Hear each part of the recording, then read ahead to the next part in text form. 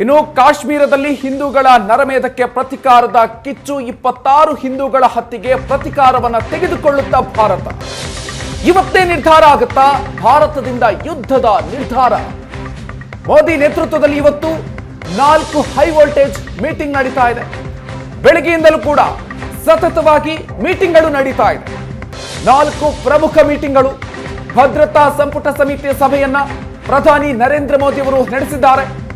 ಮೋದಿ ನೇತೃತ್ವದಲ್ಲಿ ರಾಜಕೀಯ ಮತ್ತು ಆರ್ಥಿಕ ಸಂಪುಟ ಸಮಿತಿಯ ಸಭೆ ಕೂಡ ನಡೆದಿದೆ. ಪ್ರಧಾನಿ ಮೋದಿ ನಿವಾಸದಲ್ಲಿ ಇವತ್ತು ಸತತ 3 ಮೀಟಿಂಗ್ಗಳು ಈಗಾಗಲೇ ನಡೆದಿದೆ. 3 ಸಭೆಗಳು ಮುಗಿದ ನಂತರ ಮಹತ್ವದ ಕ್ಯಾಬಿನೆಟ್ ಸಭೆ ಕೂಡ ನಡೆಯುತ್ತೆ. ಆ ಒಂದು ಸಭೆಯಲ್ಲಿ ಯಾವ ರೀತಿಯಾಗಿರುವಂತಹ ನಿರ್ಧಾರವನ್ನು ತೆಗೆದುಕೊಳ್ಳಲಾಗುತ್ತೆ. ಯುದ್ಧ ಘೋಷಣೆಯ ಬಗ್ಗೆ ಇವತ್ತೇ ಅಂತಿಮ ನಿರ್ಧಾರವನ್ನು ತೆಗೆದುಕೊಳ್ಳುವಂತಹ ಸಾಧ್ಯತೆ ಕೂಡ ಇದೆ ಅಂತ ಹೇಳಲಾಗ್ತಾ ಇದೆ. ಬಹಳ ನಿರ್ಣಾಯಕ ಆಗಿರುವಂತಹ ಮೀಟಿಂಗ್. ಈಗಾಗಲೇ ಪ್ರಧಾನಿ ನರೇಂದ್ರ ಮೋದಿ ಅವರ ನಿವಾಸದಲ್ಲಿ 3 ಪ್ರಮುಖ ಮೀಟಿಂಗ್ಗಳಾಗಿದೆ. ಭದ್ರತಾ ಸಂಪುಟ ಸಮಿತಿಯ ಸಭೆಯನ್ನು ಕೂಡ ನಡೆಸಿದ್ರು ಪ್ರಧಾನಿ ಅವರು.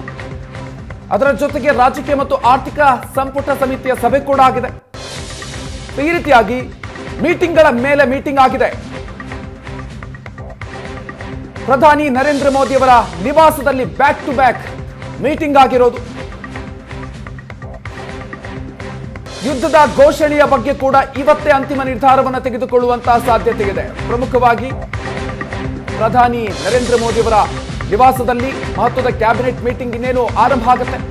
ಇನ್ನು ಒಂದೇ ವಾರದಲ್ಲಿ ಮೋದಿ ನೇತೃತ್ವದಲ್ಲಿ 2ನೇ ಸಿಸಿಎಸ್ ಸಭೆ. ಪಹಲ್ಗಾಮ್ ದಾಳಿಯ ಬಳಿಕ 2ನೇ ಭದ್ರತಾ ಸಂಪುಟ ಸಮಿತಿ ಸಭೆ ಇವತ್ತು ನಡೆದಿದೆ. ಮೋದಿ ಮನೆಯಲ್ಲಿ ನಡೆದಂತಹ ಭದ್ರತಾ ಸಂಪುಟ ಸಮಿತಿಯ ಸಭೆ ಈಗ ಮುಕ್ತಾಯ ಆಗಿದೆ. ಸಭೆಯಲ್ಲಿ ಪ್ರಧಾನಿ ನರೇಂದ್ರ ಮೋದಿ ಅವರ ಜೊತೆಗೆ ಗೃಹ ಸಚಿವ ಅಮಿತ್ ಶಾ, ರಕ್ಷಣಾ ಸಚಿವ ರಾಜನಾಥ್ ಸಿಂಗ್, ಜೊತೆಗೆ ಸಿಡಿಎಸ್ ಅನಿಲ್ ಚೌಹಾಣ್, ರಾಷ್ಟ್ರೀಯ ಭದ್ರತಾ ಸಲಹೆಗಾರ ಅಜಿತ್ ಧೋವಲ್, ಭೂಸೇನೆ, ವಾಯುಸೇನೆ ಹಾಗೂ ನೌಕಾಸೇನೆಯ ಮುಖ್ಯಸ್ಥರು ಕೂಡ ಭಾಗಿಯಾಗಿದ್ದಾರೆ. ಕಳೆದ ಸಭೆಯಲ್ಲಿ 6 ಪ್ರಮುಖ ನಿರ್ಧಾರಗಳನ್ನು ಭಾರತ ಸರ್ಕಾರ ತೆಗೆದುಕೊಂಡಿತ್ತು. ರಾಜತಾಂತ್ರಿಕ ನಿಲುವುಗಳನ್ನು ತೆಗೆದುಕೊಂಡಿತ್ತು. ಪ್ರಮುಖವಾಗಿ ಸಿಂಧೂ ನದಿ ಒಪ್ಪಂದ, ಪಾಕಿಸ್ತಾನಿಗಳ ವೀಸಾ ರದ್ದು ಸೇರಿದಂತೆ ಒಟ್ಟು 6 ಪ್ರಮುಖ ನಿರ್ಧಾರಗಳನ್ನ ಆ ಒಂದು ಸಿಸಿಎಸ್ ನಲ್ಲಿ ತೆಗೆದುಕೊಳ್ಳಲಾಗಿತ್ತು.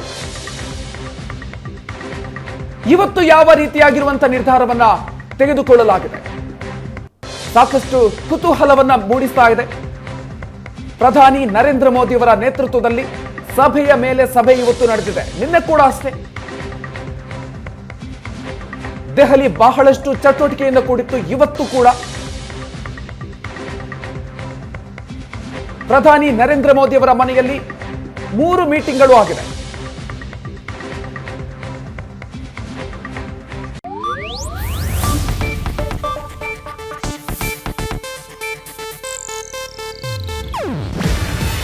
ಇದು ಏಷ್ಯಾನೆಟ್ ನ್ಯೂಸ್ ನೆಟ್ವರ್ಕ್ ಪ್ರಸ್ತುತಿ. ನೀವು ನೋಡ್ತಿದ್ದೀರಾ ಏಷ್ಯಾನೆಟ್ ಸುವರ್ಣ ನ್ಯೂಸ್.